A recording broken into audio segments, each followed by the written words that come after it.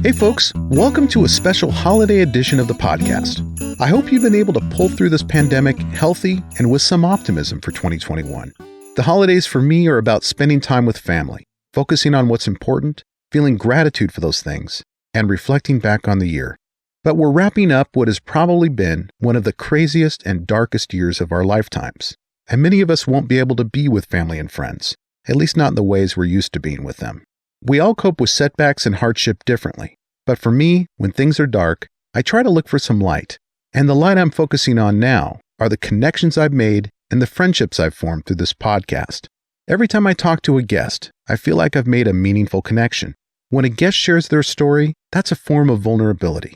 And vulnerability, in my opinion, is a portal into someone's humanity. That's why I feel so honored and humbled every time I talk to guests in this way. I also feel a connection to my listeners, because we're all experiencing this journey together, and for that, I'm grateful. As far as what's next on the podcast, stay tuned for a special end-of-the-year duocast with my friend, editor and producer, Jason.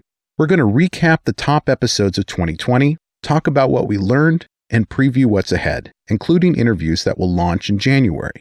So thank you for listening and being a part of the DreamPath community. I'm wishing you and your families a safe holiday, whatever holiday you celebrate this time of year, and a much improved 2021.